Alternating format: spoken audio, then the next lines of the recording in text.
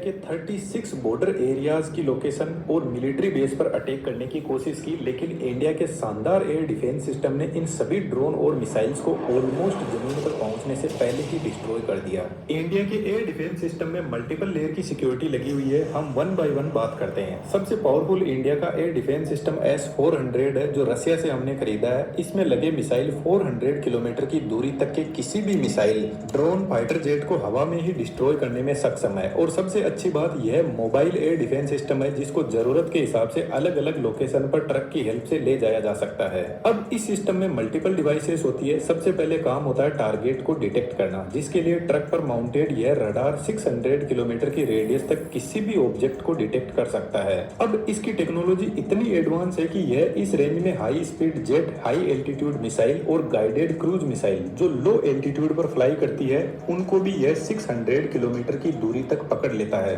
और सबसे अच्छी बात, 300 प्लस टारगेट को यह एक साथ में पकड़ने में सक्षम है। टारगेट मिलने के बाद इंफॉर्मेशन कमांड पोस्ट को सेंड की जाती है। कमांड पोस्ट बेसिकली इस पूरे डिफेंस सिस्टम का ब्रेन होता है। यह देखकर समझता है कि जो टारगेट आ रहा है उसकी साइज कितनी बड़ी है, यदि मल्टीपल टारगेट आ रहे तो सबसे पहले किसको फायर करना है, और सबसे इंपॉर्टेंट टारगेट के हिसाब से कौन से मिसाइल को लॉन्च करना है। जब यह डिसाइड कर लिया जाता है तो अब बारी आती है मिसाइल को लॉन्च करने की। यह काम ट्रक पर माउंटेड यह मिसाइल लॉन्चर करता है। हर लॉन्चर पर 4 ऐसे बड़े ट्यूब लगे रहते हैं जिनके अंदर मिसाइल होती है। तो एक लॉन्चर के पास में 4 मिसाइल होती है, लेकिन पीछे लगे कमांड यूनिट और रडार मल्टीपल ऐसी मिसाइल लॉन्चर को एक साथ में कंट्रोल कर सकते हैं। तो एक जो स्क्वाड्रन होता है उसमें टोटल 8 से 12 लॉन्चर यूनिट होते हैं। तो यदि 8 लॉन्चर यूनिट है तो 32 मिसाइल एक स्क्वाड्रन में होंगे। और इंडिया के पास में टोटल 5 स्क्वाड्रन है, जिसमें 160 missile any time stand by mode पर खड़े हैं, जिसका मतलब है इनको सिर्फ कमांड यूनिट के ऑर्डर का इंतजार रहता है।